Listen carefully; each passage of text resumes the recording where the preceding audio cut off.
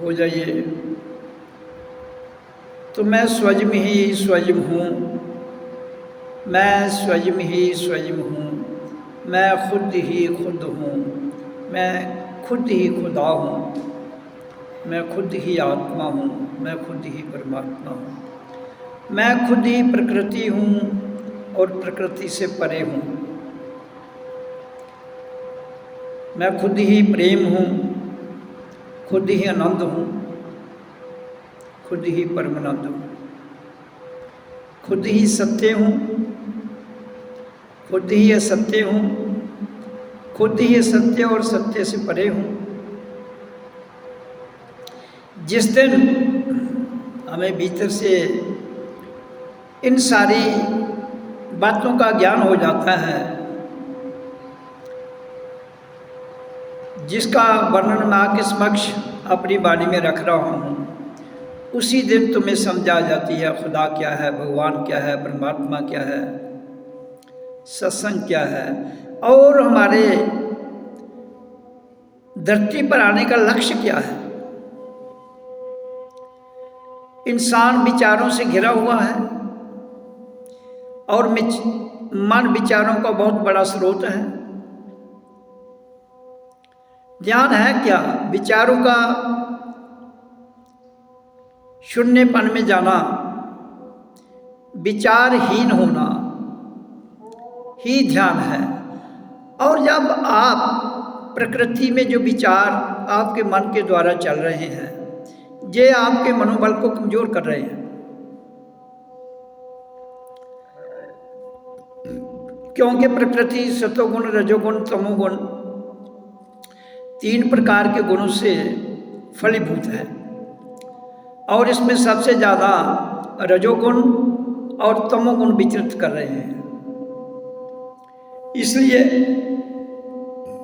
सतोगुण आपके भीतर 20% ही कार्यरत रहते हैं, लेकिन स्वयं को जानने के लिए हमें उन 20% गुणों के प्रति झुकाव तो रखना है। क्यों? ताकि तमोगुण और रजोगुण नीचे रह जाए। तो ये शुरुआत है हमारे सफर की, यात्रा की, और धीरे धीरे हम सतोगुण को भी छोड़ना है, तभी स्वयं में आ पाएंगे। विचार कैसे भी हों, विचार तो विचार है, और विचार शून्य होना ही ध्यान में जाना, अपने आप में ठहरना, अपने आप को जानना, अपने आप प्रेम में लीन होना ही हम सबका कर्तव्य है। लेकिन जो हम सबका कर्तव्य है उसको हम भूल चुके हैं। हमने मुफ्त के रजोगुणी विचार, तमोगुणी विचार और नेगेटिव शक्तियों से जुड़े हुए विचार अपने भीतर रखे हुए हैं और वही बारंबार रिपीट होते रहते हैं। और जो चीज़ बारंबार रिपीट होती है वो सिद्ध हो जाती है और सिद्ध होने के बाद वो अपना कार्य करते हुए प्रकृति में एक प्रत्यक्ष रूप में उभर जाती हैं। तो इसलिए अगर हम इंसान के अंदर नेगेटिव विचार सिद्ध हो जाते हैं तो वो नेगेटिव शक्तियों को ही ऊर्जा देते हुए आपके भीतर विघटनकारी शक्तियों का उत्पन्न करेंगे और आपका नुकसान करेंगे। इसलिए अपने आप को विचारों से मुक्त करने के लिए आपको कम से कम बोलना है, अपनी श्वास क्रियाओं को ज़्यादा छोड़ना है और उसको देखते हुए छोड़ना है, ताकि आपका ध्यान, आपकी एकाग्रता और आपका विचार श्वास पर ही केंद्रित रहे। और उस विचार में आप जब श्वास छोड़ते हो तो कहो मैं परमात्मा का ही स्वरूप हूँ, परमात्मा ही प्रेम है, परमात्मा ही आनंद है, इसलिए मैं भी परमात्मा का स्वरूप हूँ, मैं भी एक आनंद रूपी स्वरूप में प्रकट हुआ। तो इससे क्या होगा? आपका मनोबल बढ़ेगा। इससे क्या होगा? आपकी बुद्धि जो है वो प्लानिंग नहीं बनाएगी, आपका दिमाग इधर उधर की बातें नहीं सोचेगा। तो जब ये स्थिति आपके भीतर गठित हो जाती है, आप अपने आप में ठहर जाते हैं, अपने आप को जान लेते हैं, अपने आप को समझ लेते हैं। अपने आप को जानना, अपने आप को समझना ही हम सबका कर्तव्य है। हमने इस प्रकृति में प्रकृति की वस्तुओं को समझते समझते अपना जीवन दे दिया, स्वयं को नहीं समझ पाए। और प्रकृति की चीज़ों को समझने का कोई अर्थ ही नहीं है। स्वयं को समझ जाओगे तो बाहर की समझ स्वयं आ जाएगी। भीतर को जान जाओगे तो बाहर तो भीतर का ही छाया है, तो छाया स्वयं दिख जाती है। जब आप चलते हो आपकी छाया आपके साथ चलती है तो दिख जाती है। आप हैं तो छाया है, आप नहीं है तो छाया नहीं है। इसलिए आपका भीतर शुद्ध है तो बाहर शुद्ध है। अगर भीतर शुद्ध नहीं है तो बाहर की शुद्धि आपको कभी भी ठीक रूप में नहीं दिखेगी। इसलिए नेगेटिव शक्तियाँ हमेशा नेगेटिव काम करेंगी, उनसे बच के रहो, स्वयं को अपने साथ जोड़ के रखो। और ओम का उच्चारण जिसकी मैं चर्चा करता हूँ वो एक ऐसी आवाज़ है जो हमें मूलाधार से हमारी ऊर्जा को, चाहे नेगेटिव है चाहे पॉजिटिव है चाहे कोई भी है, सुषुप्त शक्ति रूप में है, वहाँ पर सोई हुई अवस्था में है, बेहोश अवस्था में है। ये उसको नाभि के बाद ऊपर जब हमारे बिरकुटी में आती है तो जाग जाती है, जिसको कुंडली शक्ति जागरण कहते हैं। तो इसलिए ओम ध्वनि है जो वो हमारी श्वासों के द्वारा हमारे मूलाधार में सोई ही सुषुप्त शक्ति को जगाती है। तो हमें जाग कर जीवन को गुजारना है। जाग कर जीवन गुजारेंगे तो जीवन को कोई लूट नहीं सकता है। लूटने का अर्थ ये नहीं कि किसी ने कुछ छीन के ले जाना है। लूटने का अर्थ ये है यहाँ पर जो हम कार्य कर रहे हैं वो सब ऐसे ही कर रहे हैं, स्वयं ही हमारे द्वारा वैसे ही किए जा रहे हैं, जो हमें अपने भीतर से ही लूट लेते हैं। और फिर हम अपनी मन की स्थिति को अपने भीतर भर कर रखते हुए एक गलत दिशा में चले जाते हैं।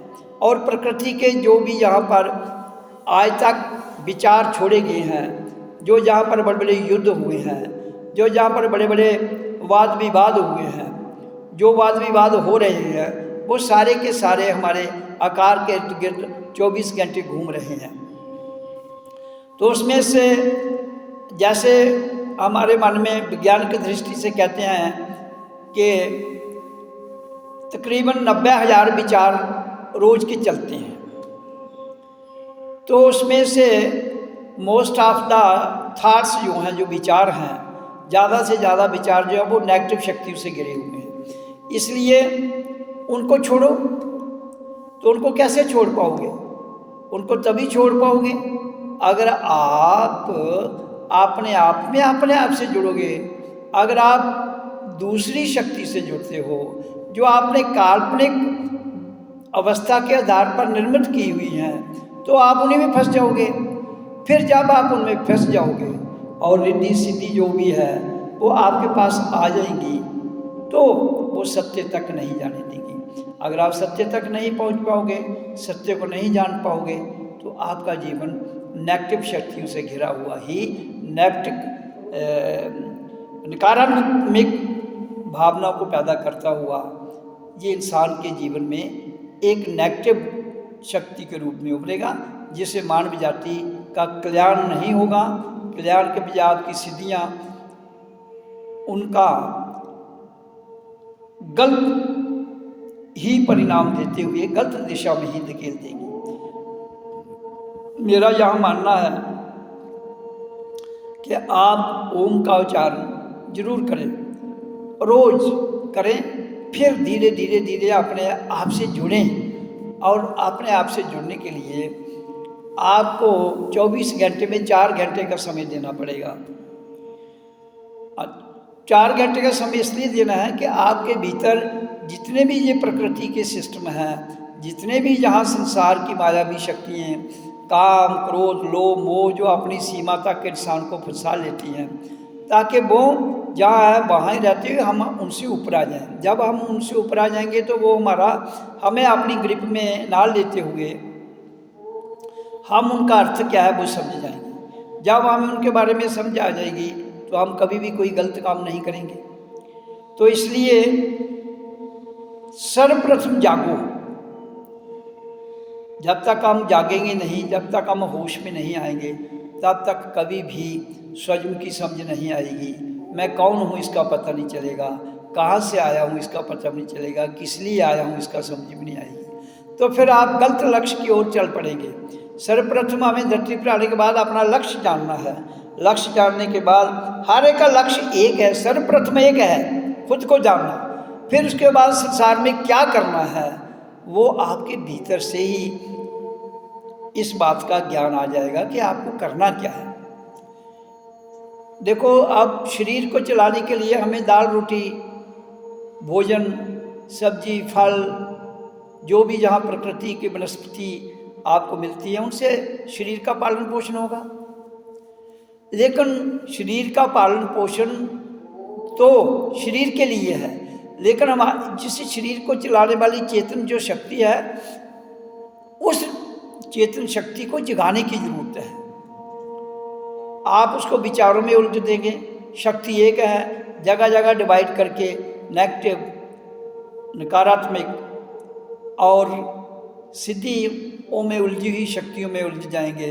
छोटे छोटे चमत्कार सीख जाएंगे, लोगों को इन उलझनों में उलझा देंगे तो लोग भ्रमित हो जाएंगे। एक आम आदमी जो है वो भ्रमित हो जाएगा। इसलिए किसी को भ्रमित मत कीजिए। सिंपल सी बात बताइए, ओम, इसको अपनी लयबद्ध तरीके से बड़े प्रेम के साथ बैठ के इसी की ध्वनि में लीन होके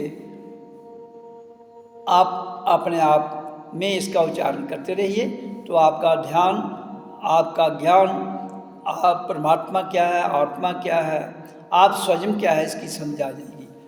तो मैं आपको आज यहाँ एक बात बताना चाहता हूँ, हम स्वयं ही परमात्मा हैं। हमारे बिना कोई परमात्मा नहीं है जिसको आपने मिलना है। हाँ, एक पृथ्वी से लेकर आकाश तक एक ऊर्जा की धारा जो प्रवाहित हो रही है, वो हम कितनी लेना चाहते हैं, उसको लेने की क्षमता हमें है, लेकिन हम अपने पात्र का मुंह नहीं खोलते हैं। इसलिए अपने पात्र का मुंह खोल दो तो वो कहाँ पर है? एक तो हमारी नाभि पर ढक्कन है उसका, और एक हमारे सिर के हेड पर ढक्कन है। दोनों ढक्कन खोल दो। नीचे वाला ढक्कन आपकी प्रकृति की रिक्वायरमेंट को पूरा करेगा, ऊपर वाला ढक्कन जो है वो एक इनफाइनाइट ऊर्जा जो है, उससे जितनी ऊर्जा की आवश्यकता है उसको ग्रहण करते हुए आध्यात्मिकता में आगे बढ़ेगा। तो ये दोनों ही आपके पास हैं। और भगवान परमात्मा क्या है, जड़ और चेतन का मिलन जब होता है तो एक प्रकृति में मानव का रूप प्रकट होता है, और वही मानव का रूप सत्य में परमात्मा का स्वरूप है। उसके भीतर झांकिए। मानव के भीतर झांकने का अर्थ है जो आपका शरीर, जिसमें चेतन शक्ति है, जड़ शक्ति भी है, दोनों के मिलन से भगवान बनता है। और भगवान में जब आप भगवान का स्वरूप में आ जाते हैं तो वही स्वरूप जब अपनी ऊर्जा को संसार की मायावी शक्तियों से निकाल के ऊपर टॉप आपका हेड में स्थिर कर लेता है, तो वहाँ से अपने आप सब कुछ परमात्मा के ज्ञान के बारे में प्रवाहित तो हो रहा है, वो स्वयं ही आपके अंदर आ जाएगा। आपको कुछ याद करने की ज़रूरत नहीं है, आपको कुछ किताब पढ़ने की ज़रूरत नहीं है, आपको कोई ध्यान लगाने की ज़रूरत नहीं है, स्वयं ही प्रवाहित हो रहा है। तो स्वयं ही आपको उन बातों की समझ आ जाएगी। तो आप अपने जीवन को सफलतम प्रयास में ले जाते हुए एक अपने लक्ष्य की ओर बढ़ते हुए अपने लक्ष्य पर ही आगे चलते रहेंगे और मानवता का कल्याण करेंगे अपनी वाइब्रेशन के द्वारा। जो आपके भीतर से विचार भावना के रूप में विचार प्रवाहित हो रहे हैं, तरंगों के रूप में विचार प्रवाहित हो रहे हैं, ज्ञान के रूप में विचार प्रभावित हो रहे हैं, प्रकाश के रूप में, ध्वनि के रूप में, वो सारे के सारे आपके वातावरण को शुद्ध करेंगे और धरती पर सबका कल्याण होगा, मंगल होगा। और कल्याण और मंगल ही मानव जाति को शांत करेंगे। जहाँ तो इंसान धर्म संप्रदाय जो उन्होंने जहाँ बनाए हैं, ये तो सब वाद विवाद के बहुत बड़े दंगल हैं। इसलिए हर कोई कहता है कि मेरा धर्म ठीक है। मैं कहता हूँ सब ठीक है, लेकिन धर्म की पकड़ से बाहर आइए। धर्म हम सबका एक है, वो है मानवता। इसलिए हिंदू, मुसलमान, सिख, ईसाई, इनके भेदभाव में इंसान को मत बांटिए।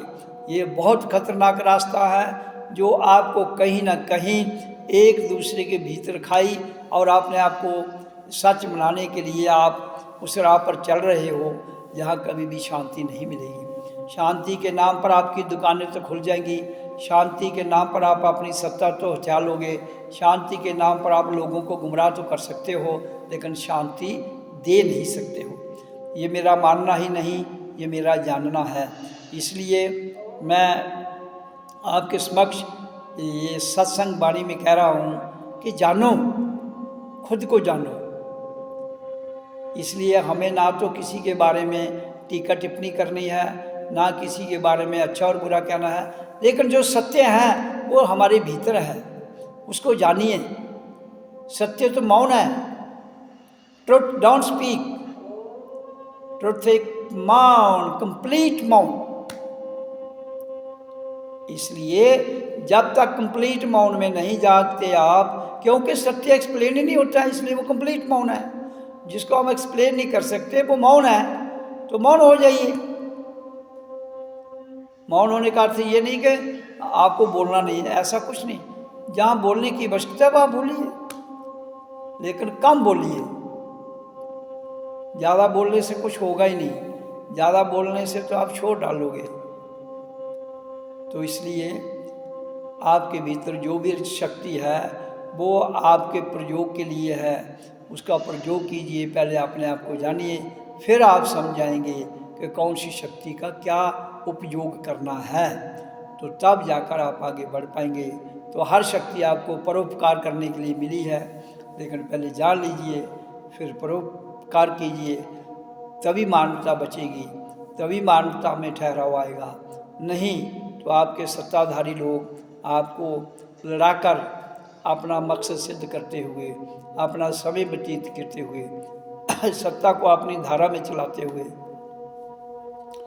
आप जिस काम के हैं उस काम के भी नहीं छोड़ेंगे। इसलिए इनसे बच के रहिए जो देश को गुमराह करते हैं। ऐसा नहीं सब गलत हैं, ऐसा नहीं है, बहुत अच्छे लोग भी हैं। लेकिन जहाँ काम है, यहाँ क्रोध है, यहाँ लोभ है, ऐसे लोगों से बचो। लोभ सत्ता का हो, लोभ काम का हो, लोभ माया का हो, लोभ किसी भी चीज़ का हो, वो हमारे पतन का कारण है। इसलिए लोभ का अर्थ क्या है? हमें रिक्वायरमेंट किस चीज़ की है, तो यहाँ धरती पर आपकी हर रिक्वायरमेंट पूर्ण हो जाती है, तो वो आप कर सकते हो, वो आपके पास ताकत है, तो अपनी ऊर्जा को आप जहाँ लगाएंगे उसे प्राप्त कर सकते हैं।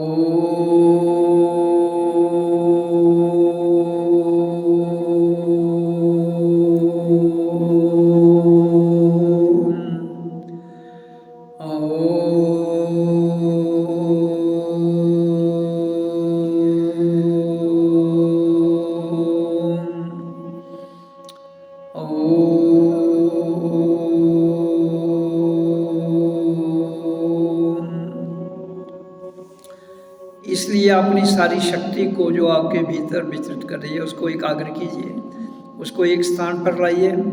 एक स्थान पर लाने से एक ही तरफ फोकस कीजिए, तब जाकर ही आप उस शक्ति का यथा योग्य प्रयोग करते हुए उसका जो परिणाम है वो सार्थक रूप में ला सकते हैं। इसलिए हम सबको अपनी बिखरी हुई शक्ति को एकाग्र करना है। तो मेरी मानो तो आप अपने पाँव के अंगूठे से लेकर जो पिंड की शक्ति है उसको भृकुटी में लाइए। तो ये इसका नाभि के बाद भृकुटी में जो ये प्रथम पड़ाव है, उसके बाद दूसरा पड़ाव आपका ललाट है, ललाट का टाप है, फिर हेड का टाप है। तो यहाँ से आगे ललाट और ललाट से ऊपर जो हमारा शीर्षक हेड है उसमें ले जाओ, तो फिर जो ऊर्जा उससे निकलेगी वो पूरे विश्व में शांति लाने में सक्षम है। क्योंकि पूरे विश्व का मालिक आपका जो टॉप ऑफ द हेड सत्य लोक है वही है, और वहाँ से जो भी वाणी निकलेगी, वहाँ जो भी प्रकाश प्रवाहित होगा, जो भी तरंग प्रवाहित होगी, वो देश की शांति के लिए, समृद्धि के लिए और पूरे विश्व में एकीकरण करने के लिए सार्थक सिद्ध होती है। समय जरूर लगता है, क्यों कि बिगड़ा हुआ जो ताना है उसको ठीक कर एक दिन में नहीं होता है। इसलिए हम सबका योगदान है, हम अपनी ऊर्जा को वहाँ तक ले जाएं। तो लेंगे कैसे?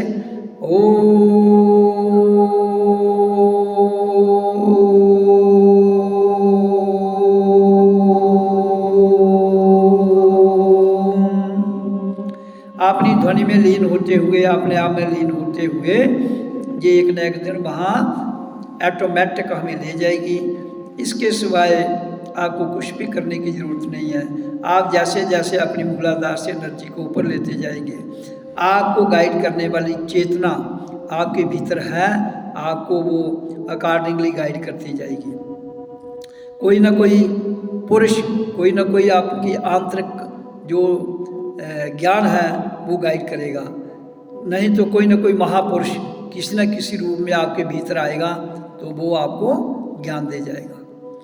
ये इसलिए मैंने बहुत बार कहा है, आपका गुरु, आपका भगवान, आपका ईश्वर, आपका ज्ञान ही सर्वोपरि है, और उसी पर विश्वास रखते हुए आगे निकल जाओ। संसार की बातों में मत आओ।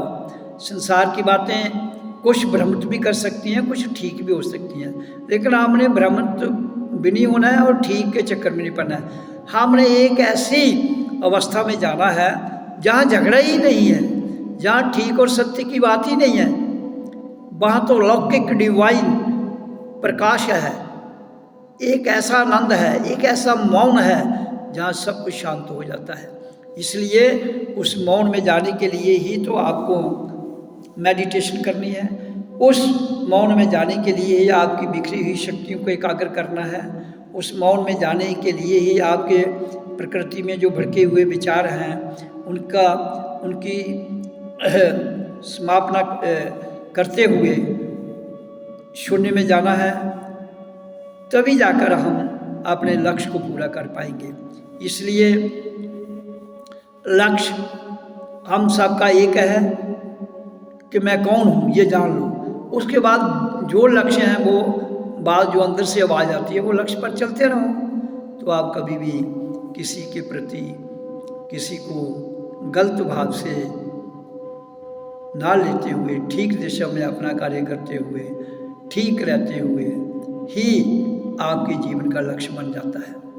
जब ऐसा हो जाता है तो हमें भीतर से ही एक आनंद की भावना पैदा होती है। परमात्मा एक आनंद है, परमात्मा एक आनंद की विभूति है, एक अनुभूति है, और उसी को अपने भीतर से ही जानते हुए समझ आ जाएगी कि परमात्मा हमसे अलग नहीं है।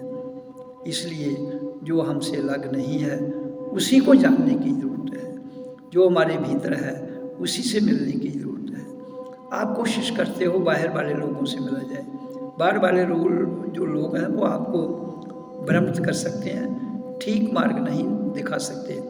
आपका अपना मेरुदंड सीधा है, सीधा रास्ता है, मूलाधार से लेकर इसी रास्ते से अपनी बिखरी हुई ऊर्जा को एकाग्र कर लीजिए, और जब आपकी ऊर्जा एकाग्र हो जाती है तो आपके भीतर एक ऐसा आनंद प्रकट होता है जिसका व्याख्यान ना तो आप अपनी वाणी से कर सकते हैं, ना फिर अपने ग्रंथों में लिख सकते हैं। इसलिए आपका सबसे बड़ा ग्रंथ, आपके सबसे बड़ा आनंद आपके भीतर है, उसी को जानिए, वो है चेतना, और जगाइए। जब वो चेतना जाग जाएगी तो आपको हर प्रकार की समझ ऑटोमेटिक आ जाएगी। इसलिए अपनी चेतना को जगाने के लिए आपको सीधा मेरुदंड को सीधा रखते हुए पद्मासन पर, सुखासन पर, सिद्धासन पर, किसी भी आसन पर बैठ जाओ। जैसे मैं बैठा हूँ ऐसे ही बैठ जाओ, ये तो सुखासन है। तो फिर कीजिए ओम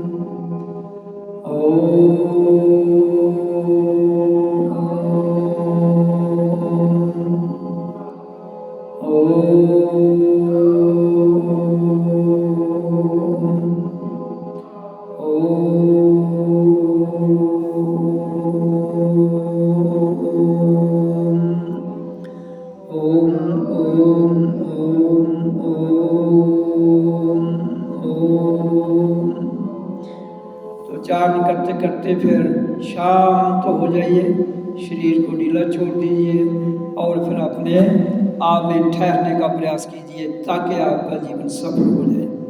तो उसकी प्रतिक्रिया आप देख सकते हो मैं कैसे कर रहा हूँ। तो इसी तरह आप सब भी करें, आपका जीवन सफल हो जाएगा। शरीर को ढीला छोड़ना है, ढीला छोड़ने के साथ ही अपने आप में हमने ठहरने का प्रयास करना है।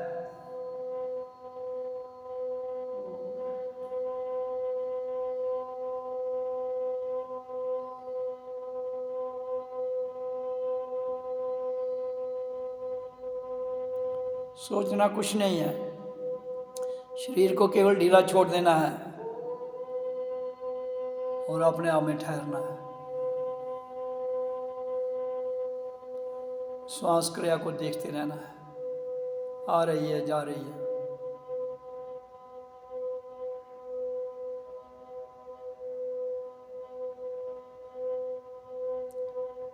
भीतर ओम सो अहम कहना है।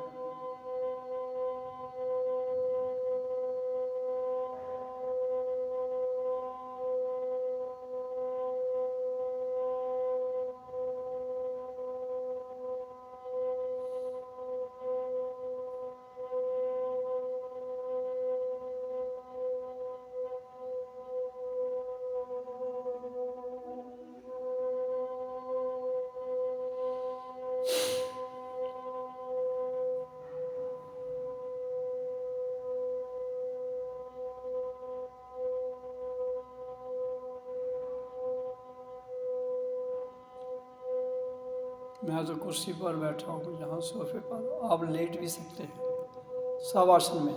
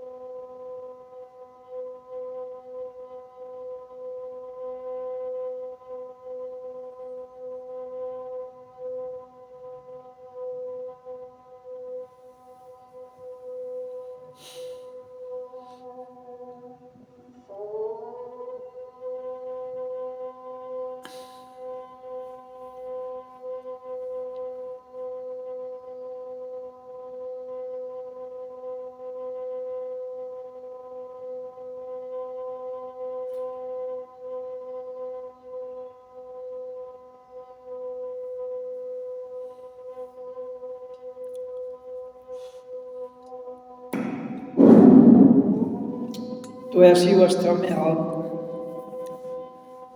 जितनी देर शांत भाव में